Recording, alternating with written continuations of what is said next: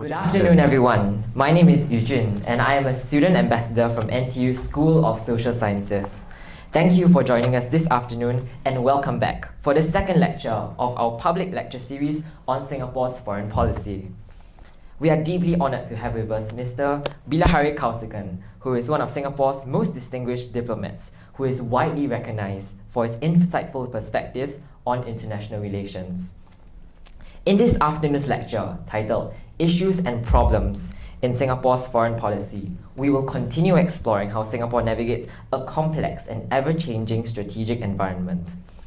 In the first lecture on relevance, Mr. Kausikan stressed that for a small state to survive, foreign policy must be driven by national interest and not by moral ideology or theology.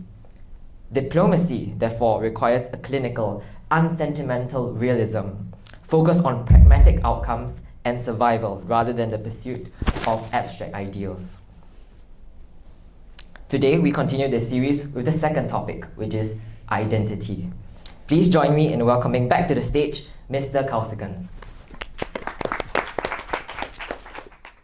I'll adopt the same procedure. I'll talk for, I think, a little shorter this time. I thought the first one was a little bit too long, so I shortened this. And then we'll take questions. And I hope there will be questions. Let me begin anyway. By coincidence, a little less than a week ago, on 14th October, the Coordinating Minister for National Security and Minister for Home Affairs, Mr. K. Shanmugam, delivered a statement in Parliament on race and religion. It was a very important speech.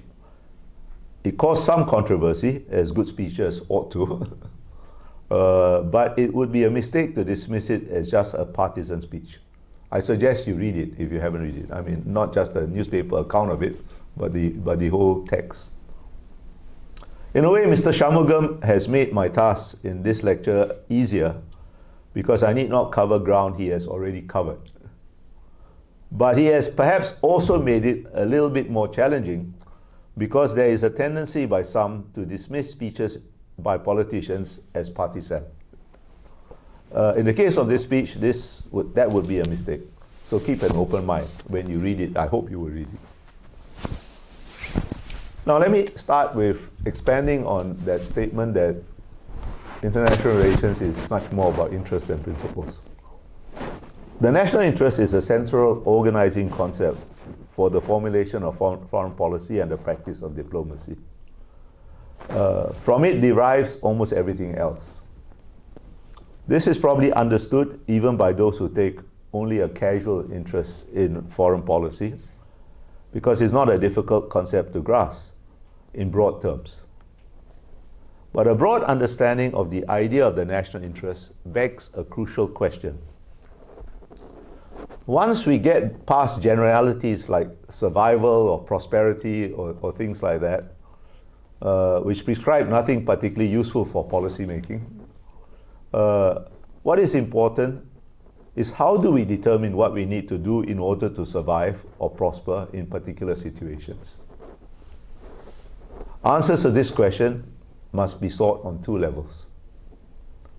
At the first level, all countries have institutions whose processes are designed to determine the national interests in what, for want of a better phrase, I shall call day-to-day issues.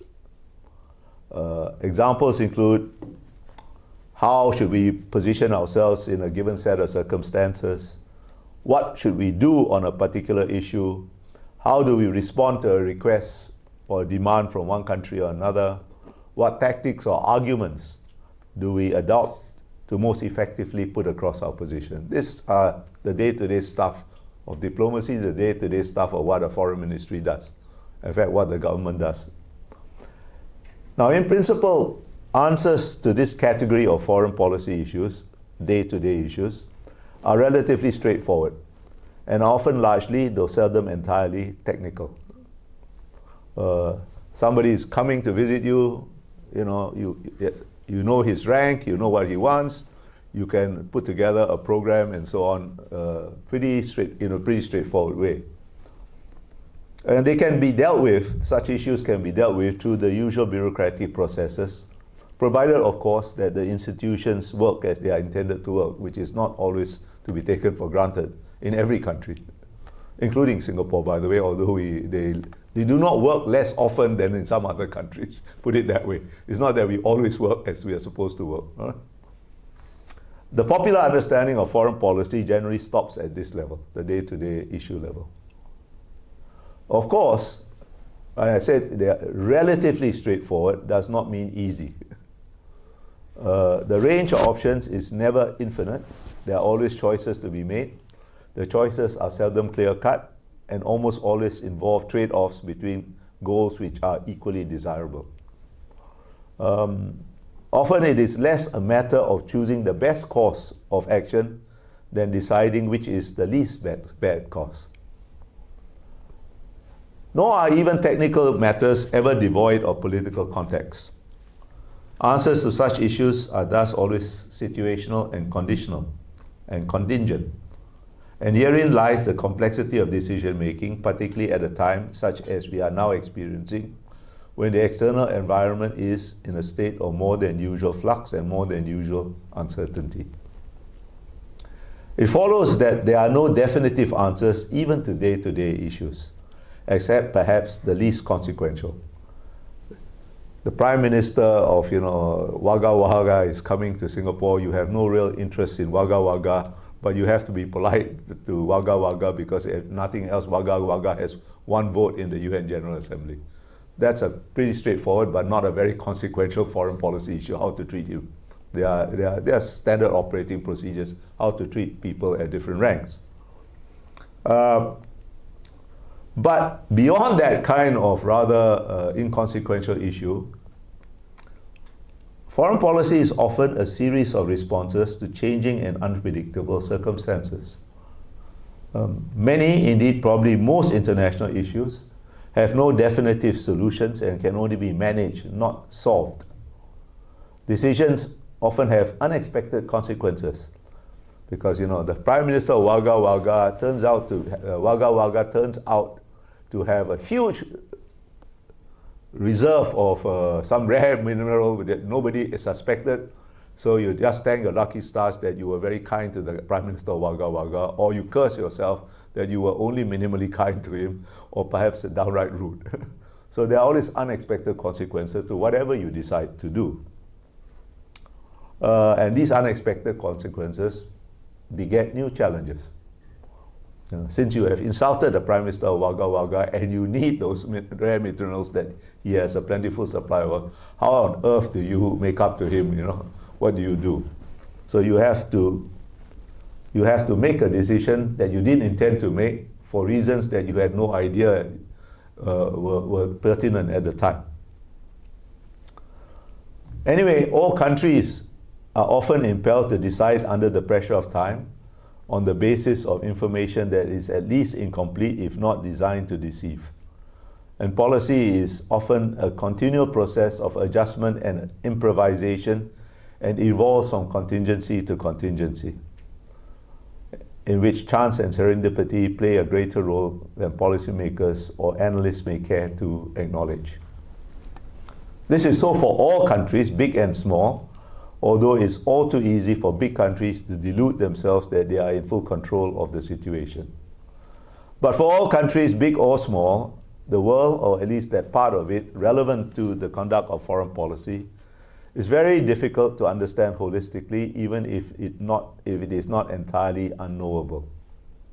The world of foreign policy is not just the material world that conforms to the laws of physics. It is a socially and politically constructed world of human beings, a complex world, not a mechanical world.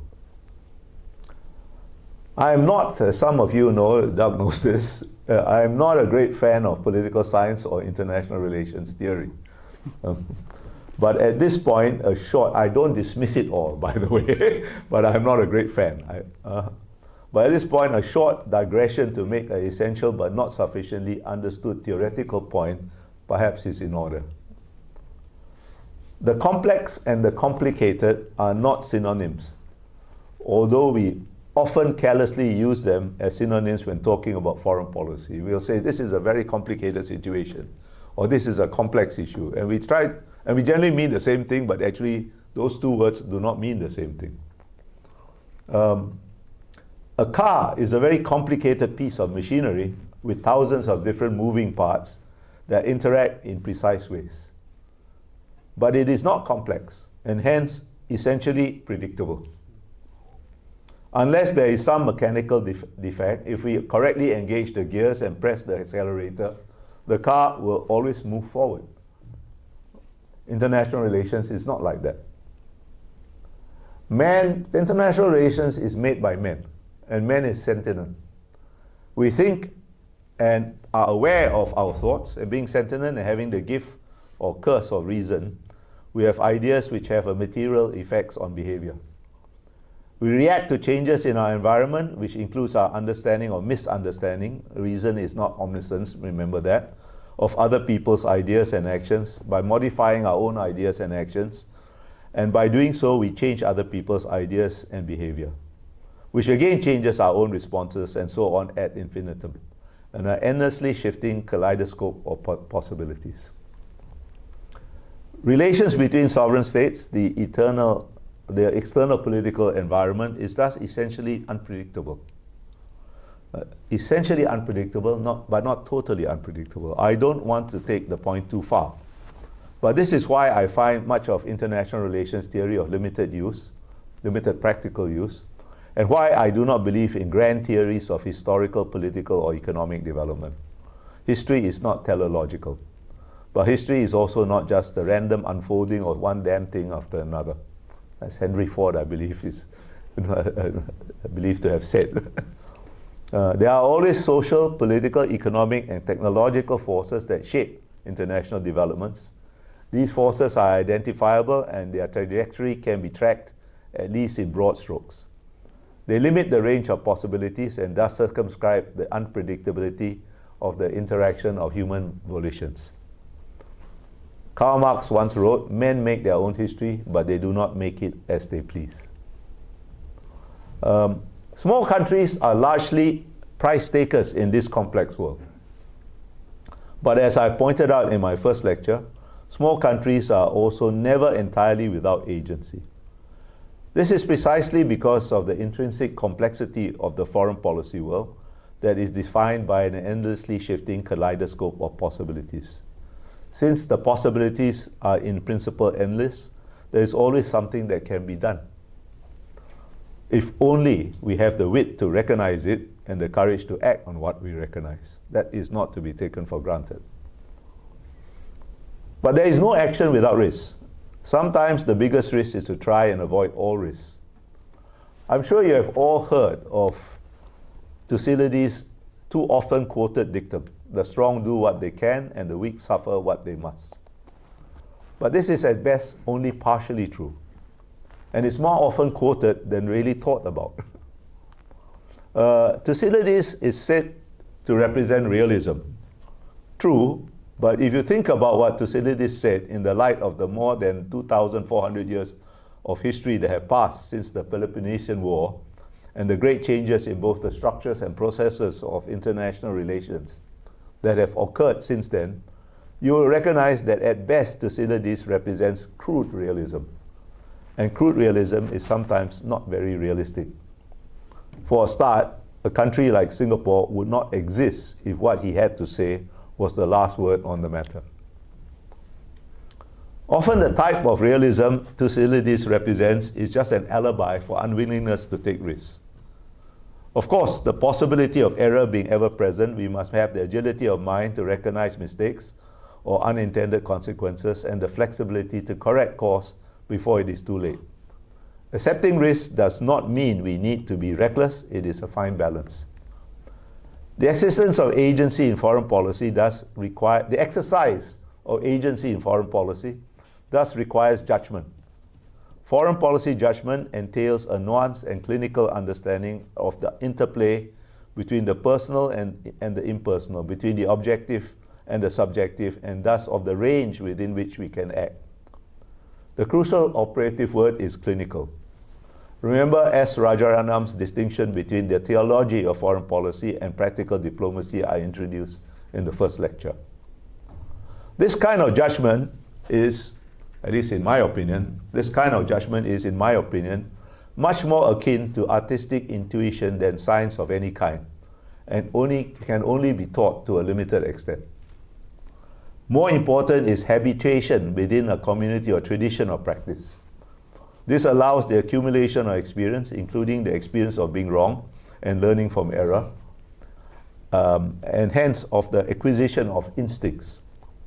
The idea of community or tradition implies that these instincts are never entirely individual but acquired around some shared core. And this brings me to the second level on which the concept of the national interest should be understood. Nothing I have said about foreign policy as improvisation or the necessity of continual adjustment is intended to suggest that foreign policy is mere aimless drifting from one thing to another. The imperative of continual adaptation and to a changing external environment does not absolve us from the responsibility of setting a broad direction and never losing sight of it, even as we tack here and there, hither and thither, to avoid dangers or seize opportunities. Indeed, a lodestar by which to navigate the vagaries of international politics is a vital necessity. If not, we will just be exercising our agency randomly, and that is almost certain to lead to a disaster. Anyway, it can't end well if you're just acting randomly. That sense of direction is set by a framework of common assumptions and shared values. The most vital responsibility of foreign policy decision makers as they react to events and deal with day-to-day issues is to ensure that nothing they do will compromise these shared assumptions and values. That framework of assumptions and values is the core national interest. Core interests, as distinct from what I call day-to-day interests, define how a particular country thinks of itself, thinks of its place in the world, and distinguishes itself from other countries.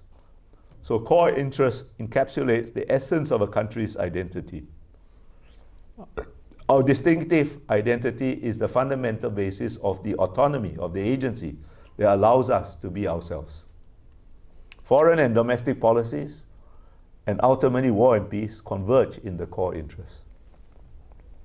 The greater the uncertainty in our external environment, the more vital is the responsibility of protecting the core national interest.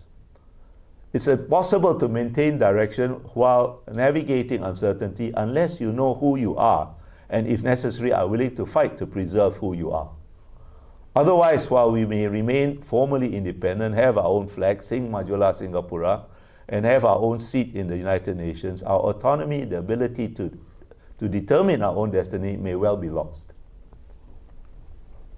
The primary risk for Singapore is not our sovereignty being lost by some single cataclysmic event like war or invasion by a larger country. That risk is an inherent characteristic of international relations and therefore never entirely absent. But that risk is, in my judgment, not very probable for Singapore. This is because of our strong deterrent capability. And that is why in my first lecture I stressed that creating and maintaining relevance requires wealth that enables us to, among other things, maintain a strong, capable, and technologically advanced Singapore Armed Forces. The more probable risk is also the more invidious of risks. That is, a risk of our autonomy being compromised incrementally by a series of small decisions or lack of decisions, each seemingly innocuous, each taken for what may appear to be perfectly valid reasons, but each imperceptibly but inexorably leading us further and further away from our core interests. The end result could be a Singapore that still exists as a separate polity, but is something less than fully sovereign. What is Singapore's core national interest? How is it defined? Core interests are always and everywhere shaped by a country's political history. I don't want to go into too many details about our history. There are several excellent works on Singapore's political history which you are not already familiar with it, I suggest you read. So suffice to say today that our core national interests emerge from the post-Cold War events and processes that entangled decolonization with Cold War struggles against communism, leading us to seek independence not alone, but through merger with Malaya, Sabah, and Sarawak, but also which made staying within Malaysia impossible without grievous risk. Indeed, it was a well-nigh certainty of racial violence, and the inevitable narrowing of options that ultimately result in us having independence thrust upon us in August 1965. Our core national interest is encapsulated in the phrase multiracial meritocracy. That is not one single thing, but a kind of portmanteau term that bundles a cluster of values and policies. But that phrase, multiracial meritocracy, encapsulates what, in his very first foreign policy speech, only months after we left Malaysia, S. Rajaratnam called our essential values, the preservation of which he described as the ultimate goal of our foreign policy. The core national interest was, in fact, the subject of Mr. Shanmugam's parliamentary statement I referred to at the beginning. It was not just a speech about domestic politics. In the most profound sense of the term of foreign policy, it was a speech about foreign policy. The definition of the core national interest is an inescapably political process for every country. It is never just a matter of institutional or bureaucratic decision-making. More than 60 years ago, the Canadian-born political scientist David Easton described politics as the authoritative allocation of values for society. I have never found a better description of politics or of how the core national interest is determined. So, see, I do read political science theory now and then, and I do remember some of it. I've never found a better description of politics or how the core national interest is determined. Societal values define a society's identity. And it should be evident by now, and as it should be evident by now, I use the term identity, core interests, and essential values interchangeably, as indeed they are in Singapore's case. Singapore is the only sovereign state outside Greater China with an ethnic Chinese majority population. But although the Chinese are by a wide margin, a very wide margin, the majority in Singapore, by a conscious political choice made in 1965, we organize ourselves on the basis of multiracial meritocracy. Neither our multiracialism nor our meritocracy are perfect. They are not perfect. There is no perfection on earth, and policy making in an imperfect world is inevitably subject to less than perfect trade-offs. Still, we take these ideas seriously and continually strive to improve how we can put them into practice. How Singapore organizes itself on the basis of multiracial meritocracy is not just a pragmatic arrangement. It is a normative value. It is how we believe our society ought to be organized, and after 1965 chose to organize ourselves. The greatest miscalculation our first generation leaders ever made, Mr. Lee Kuan Yew, Goh Keng Swee, and Rajaratnam, the greatest miscalculation they made, our greatest foreign policy mistake, was to have underestimated how viscerally Malay leaders across the causeway held the idea of Malay dominance, Ketuanan Melayu. Ketuanan Melayu is normally translated as Malay dominance, but I always have thought that Ketuanan is probably better translated as overlordship.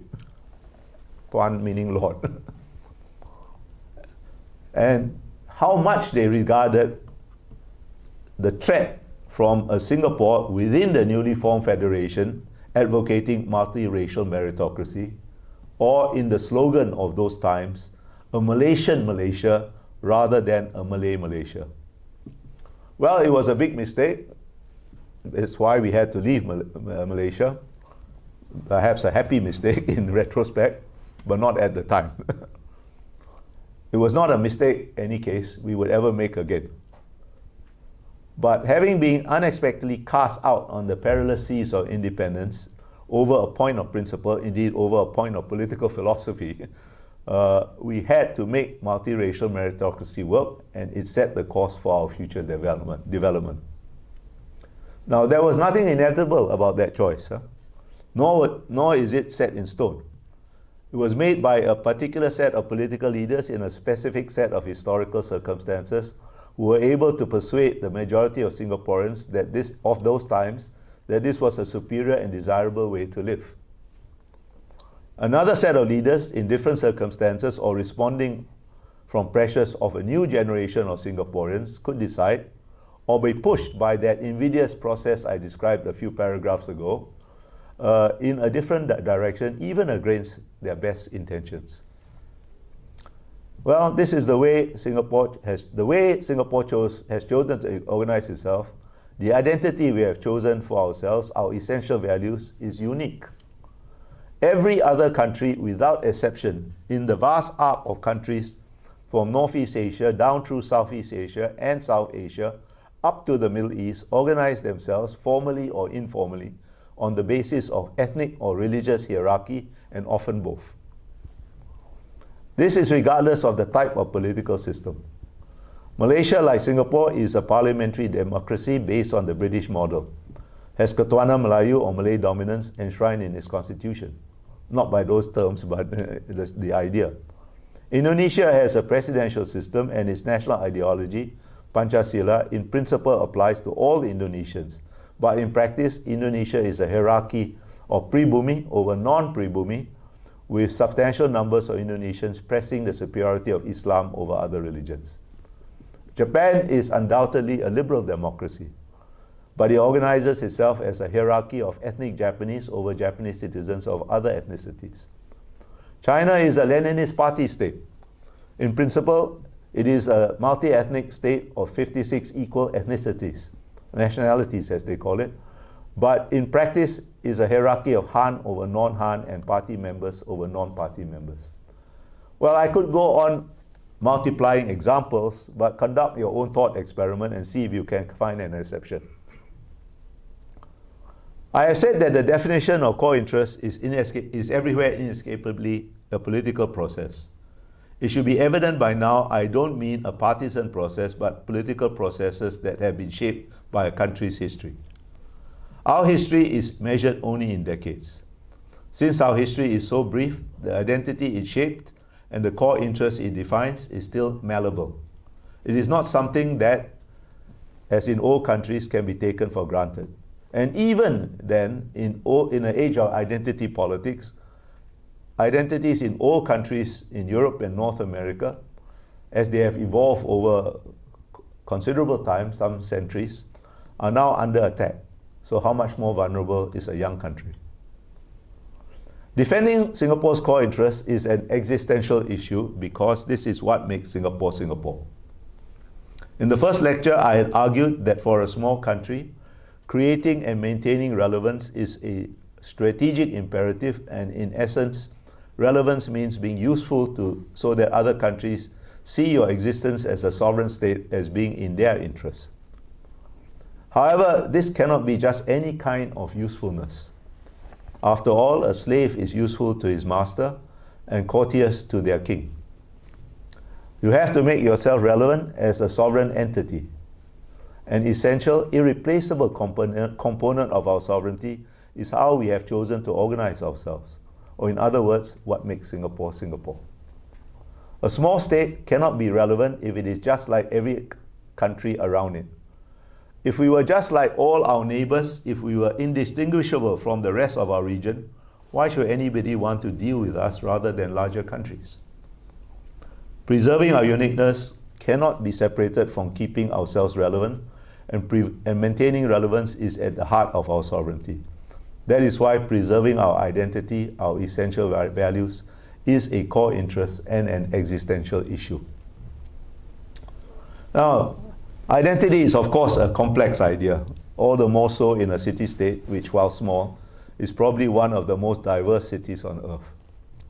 We are also one of the most open societies subject to multiple external influences, and our policy of bilingualism and the fact that most Singaporeans speak English makes it easier for Singaporeans of all ethnicities to access a wider range of external influences than other countries in our region. This is both a strength and it can be a vulnerability. We all have multiple identities. There is nothing particularly unusual about this, and many identities in many countries are today hyphenated. But in the specific context of a small, open city-state in Southeast Asia, it makes a huge difference which identity comes first. And now let me conclude with a couple of examples. Relations with Malaysia and China are particularly important in this respect. I'm going to be very brief about those things and leave out a lot of details, but if I've aroused your curiosity about the two examples I'm going to use, Malaysia and China, please ask me during question time. Relations with Malaysia and China are particularly important in this respect. The fundamental in our relations with both these countries is not what we do, our position on particular issues, which they may or may not agree with, but who we are. In the case of Malaysia, the same tensions inherent in interaction between two diametrically opposed conceptions, I should add, of how society should be organized, multiracial meritocracy versus Malay dominance, that led to separation are still at play, albeit in a much attenuated form. To some Malaysians, the fact that we do better than Malaysia in most indices of development makes our existence a criticism of their system. I do not know how many Malaysians feel that way, but my experience of many years dealing with Malaysia is that this sentiment, consciously or unconsciously, is often what underlies many bilateral issues with the concomitant desire to bring us to heel and accept a subordinate position as have non-Malays in Malaysia. A further complication is Islam. There are more Muslims in Southeast Asia than in any other region. In 2015, the Merdeka Center, which is a very respected Malaysian research institute, conducted a survey that revealed that while more than half of Chinese and Indian Malaysians considered themselves Malaysian first before their ethnicities and rarely defined their identities in terms of religion, more than 60% of Malaysians identified themselves as Muslims first, compared to 27% as Malaysians first and only 6% as Malays first. I don't know if Singapore has ever conducted a similar survey. Anyway, I can't find one. But the attempt by the Islamist Party PAS to influence the Malay vote in our last general election, which Mr. Shanmugam described in his speech, and the sly attempt of the Workers' Party to exploit PAS's efforts, suggests that they assumed a similar pattern among Singaporean Muslims. Thankfully, the results of the general election proved them wrong, but their attempt was nevertheless significant. And was their assumption entirely wrong? How Islam is understood and practiced in Southeast Asia, including in Singapore, is changing and bears monitoring. Malay Muslims comprise about 14% of Singapore's population. Chinese are more than 74%. And so the persistent insistence by Xi Jinping's China that all Chinese, which appropriates the shades of meaning of the term Chinese in the Chinese language, for the Chinese Communist Party's political ends is a bigger threat to our essential values. I've written extensively on this. Actually, I have a new and detailed article coming out next month. And do not intend to repeat myself, but again, if you have questions, please ask during question time. So let me just point out that Xi's China made its intentions absolutely clear in 2018 when it placed the Overseas Chinese Affairs Office, hitherto a state function, under the Chinese Communist Party's United Front Work Department. It is also my experience that whatever the proximate cause, whenever our relationship with China runs into difficulties, the underlying issue is usually Beijing's attempt to impose a Chinese identity on multiracial Singapore, with its corollary that we should define our interests in terms of China's interests, or at least subordinate our interests to China's interests. Now, however much we may want a stable relationship with China, this is not something we can ever accept. Dealing with the issue melts foreign policy with domestic politics. In fact, if we can deal with the domestic politics of identity, dealing with foreign policy issues such as relations with China and Malaysia and US-China relations becomes manageable. The converse is, of course, also true. I'll stop here and take your questions. Thank you for listening to me. Thank you, Mr. Kausikan, for those thought-provoking insights. I would like now to invite Professor John Wilson, Dean of COHES, to join us on stage and continue the discussion. Thank you very much for a fantastic kind of overview and talk, and I think kind of a critique of, you know, the very sort of first thing people know about you is you're a realist, you're kind of a pragmatist, but I think there's an important kind of redefinition of realism, as you know, in terms of the way you're talking about the entanglement of sort of realism and values, and there's a kind of a circular, there's a sort of a tautological situation in which for Singapore, realism is about the conditions that allow Singapore to exist, and those conditions are, in a sense, ideological. They're about sort of sustaining multiracial meritocracy in the way that you say, and you know, so you end up with very quickly well beyond the kind of sort of idiotic American international relations theory that tries to imagine that values and that no sane human being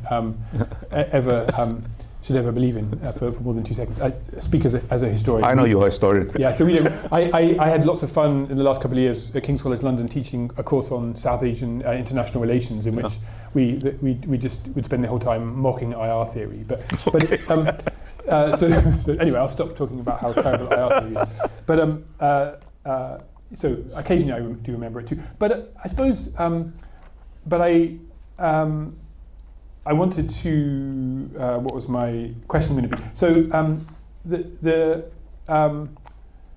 the other thing, I suppose, and what you encapsulate to me is kind of something I think that there's a kind of Singapore realism, and I don't know if that's a thing, but I think the kind of that you articulated, and I've heard other people articulate it in similar ways, you know, in which kind of an understanding of values and an understanding of the structure of Singapore society, etc., all very, very wrapped up with this kind of conception of a very pragmatic view of Singapore existing in the world.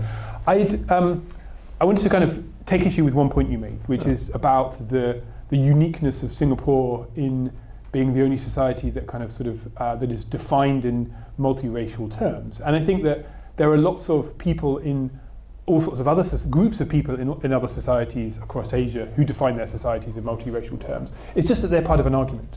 They're part of a debate. Like sort of lots of Indian political leaders kind of talk about the Indian constitution in the same as supporting the same kind of argument you're talking about. You will find in a very similar way as Malay versus Malaysian, there's kind of what does it mean to be Bangladeshi? Is it Bengali or Bangladeshi? You know, kind of sort of which orients in the same sense. Leading to different arguments about identity, and the flip-flop of Bangladeshi politics has just gone from one to the other, etc., etc. You know, people in Indonesia who similarly argue about sort of a multiple Indonesia, but there's always, unlike Singapore, a significant block of people who say no, who argue for some kind of ethnic majoritarianism in these other places. So so I suppose my observation as being someone who, as a kind of a long-standing observer of the region broadly conceived, but a very, very much a newcomer to Singapore, is if you like the absence of that debate here. You know, sort of about there are no majoritarians in Singapore. So this is a very long way round to ask a simple question, which is, who's the what are the terms of the debate here? What are you're making an intervention in a set of arguments. There are people, if you like, who you're, I suppose, arguing against. There's a vibrant debate in Singapore about the future of the society. You articulate a position that not everyone agrees with, but it's not a disagreement about much of what you've just said in terms of identity in a way that's different from India, Indonesia, Bangladesh, all these other societies. So could you, for me, sort of map out the terms of the debate? Who are your opponents, if that makes sense? First of all, I think I take your point, but I think at least in India that debate, the kind of secular India that we know is lost. Right? The people that you and I know, they've lost it already. Right? Correct. Bangladesh, it is become quite clearly a hierarchy of Islam over other things, and so on. Right? Maybe. Indonesia, I think from the very beginning there was a debate over whether it would be a secular nationalist idea of Indonesia or which encapsulated in Pancasila, or a more theological idea in Indonesia. That debate is still an open debate, but not engaged in debate is this idea that the pribumi, which is a very vague term, but it basically means non-Chinese, right? In a hierarchy over the non-pribumi, the Chinese, right? And there are a small number, Indian, Indonesians, and so on, right? Now in Singapore, the debate is, there was an original debate, there was quite a fierce debate and a lot of pressure to make Chinese the language because it was the majority language. And the ruling party at some political cost resisted that. That debate has not entirely gone away, but it is more or less, that facet of the debate is more or less irrelevant, right? But the idea of multiracialism is still subject to debate in different ways. First of all, there are people who would argue about the very concept of multiracialism. Is it correct? Because our idea is, we don't conceive of Singapore as a melting pot. Because that's, to my mind, and I think to my former colleagues in the government, is a utopian idea to, just like European, everybody thinks you can become European. What's that mean, right? Right, all right. Just like everybody once thought there's a new Soviet man, right? So you are Chinese, you are Indian, you are Malay, you are Eurasian, you are Jewish, you are Arab, you are anybody, right? And you remain yourself. But, so it's not a melting pot, but you make some compromises on the edges of your identity so we can all live together, more or less peacefully. But there are people, idealistically, who say, no, we should do away with this categorization entirely. It's a point, but it's a point that can be debated. It's a bit of a utopian point, I think, but there is a point. There is another set of people who criticize the idea, saying that this is a disguised form of Chinese majoritism. Right? Okay, yeah, I said it's not perfect, but this is the world, this is earth.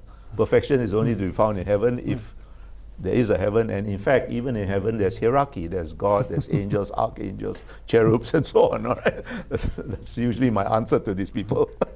Right? But I think the two facets of where it is still a live debate and an important one, right?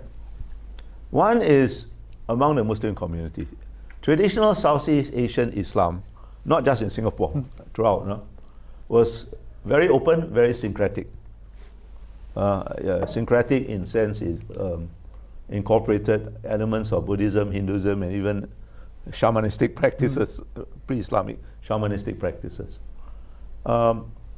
There has been a phenomenon from which we began to notice towards the end of the 1990s, which for want of a better word, I called Arabization of Southeast Asian Islam, but perhaps better, because all Islam's origins are Arab anyway, but I better probably call Wahhabization of Southeast Asian Islam, right? And it manifests itself in big ways, in small ways, in sometimes very profound ways, and sometimes rather absurd ways, right? When I was growing up in then Malaya, and then Malaysia, and then Malaysia and Singapore, even in Malaysia, unless you go to extremely rural areas, and even in rural areas, it was very rare to see a Malay Muslim woman cover her head. They would cover their head when they go to mosque on Friday, but otherwise it was big. It's now pretty much the norm. I used to conduct a very cheeky experiment when I did these kind of talks. If I saw a Muslim woman covering her head, I would pretend to forget the Malay word for that and ask her, what's that called? Sorry, excuse me. And I'll see what she says. If she said hijab, I would ask, why do you use an Arab word when there's a perfectly good Malay word? And most of the time, they're not conscious of it. It's not just a religious phenomenon, it is a sociological phenomenon. For some reasons, there are people in Singapore who think I am a Muslim. I don't know why. So I get Hari Raya cards. And I've noticed over the years, the cards do not say Selamat Hari Raya anymore. They say, they use the Arabic phrase. What is it? I've forgotten now. It means exactly the same thing. And I sometimes ask my Muslim friends, why are the cards like that? And there's no answer. That is the kind of phenomenon, I think, that makes us vulnerable to external influences. I think PAS, that's why I quoted that Merdeka Think survey, I think PAS assumes that the Muslim identity would override the Singaporean identity and tried their luck. I think they were wrong, but not entirely wrong, because you look at the percentage of votes and so on. Anyway, it's something to watch. I think this process is irreversible in Malaysia because it has been appropriated by the politicians who compete to see how Islamic they can be. And I can actually tell you the tipping point to the month. The tipping point in Malaysia came in September 2001 when Dr. Mahathir challenged PAS by saying, why are you talking about creating an Islamic state in Malaysia? We are already an Islamic state. Now that's constitutionally not true. Islam has a special place in Malaysia, but it is not an Islamic state, it's a secular state. But the constitutional crisis was less important. It didn't last long anyway. Nobody thought it was worth arguing about. But the political impact is irreversible. Once you concede to the Islamist party that this is an Islamic state, then all that remains to be determined is how Islamic shall we be. And the politicians started competing with each other to make themselves more Islamic, right? So that is irreversible. Indonesia, I told you, used to be an idea, two competing ideas, secular nationalist or theocratic. That debate was suppressed by force by the first two Indonesian presidents. But after Suharto fell, it's out. It is part of the stuff, like it or not, of Indonesian politics. There is not an Indonesian politician that can get elected without at least appropriating the symbols and slogans of Islam, right? But in Indonesia, under Jokowi, the previous president, there was pushback from the state to try to reintroduce the more open, syncretic Indonesian idea of Islam, which they dubbed Islam Nusantara, Islam of the archipelago, right? That is still an open debate. What the effect will be, we do not know. It affects Singapore because we are surrounded by these countries. Not so much because the government is pretty firm, so we avoid the most, shall we say, egregious manifestations of it. For example, there was once a time, by a decision of Supreme Court, now reversed, thankfully, that only Muslims in Malaysia are allowed to use the word Allah to refer to God. When I told some Arab friends of mine, they said this is ridiculous. What else? What other word you're going to use, right? And they reply in Malaysia, this has all been erased, but it went up the Supreme Court. Will say Tuhan, which means my Lord, right? Which is a way of referring to God, but it doesn't mean God, right? Now we have avoided that kind of thing, and in Malaysia, you know, some imams say it is haram to wish your Chinese friends Happy Chinese New Year, or your Christian friends Merry Christmas and so on. We have avoided these things in Singapore, not merely because the government takes a firm view of this, but I think more importantly, essentially, because Muslim leaders also in Singapore think this is not going to be helpful in a multiracial society. The other thing, the Chinese element, is still an open debate. Not so much in language anymore, because I think it is accepted that English is the main language. We have 4 official languages. English is going to be the language of administration and more or less a lingua franca, right? But in what I alluded to about the Chinese under Xi Jinping, China means PRC under Xi Jinping, insisting that all Chinese, and there are many shades of meaning in the word Chinese, Huaren, Huatiao, and so on and so on and so forth, should define their interests in terms of his idea of the China dream. That means subordinate your interests or define your interests in terms of China's interests. Now that to us is a constant struggle. I have given up trying to explain the concept of a multiracial society to Chinese officials. They understand intellectually. They are incapable of accepting it emotionally. If there is a majority Chinese, and it's quite a wide majority, of course you are a Chinese country, right? Because how have China dealt with minorities throughout its history? They have sinicized them. They have made them Han. And keeping a few for touristic purposes. The 56 nationalities, mainly Yunnan, right? And whenever we get into trouble, when we have a quarrel with China, whatever the proximate issue, underlying it is this, right? Whether it is the South China Sea or whatever, or Taiwan, or underlying it is this issue. But it is well nigh an existential issue for us, because if you accept that premise, that the Chinese, that because of the demographic composition of Singapore, you should define yourself as a Chinese country, it will cause immense social strains. And if you break the social compact, more or less, it's very hard to put together again.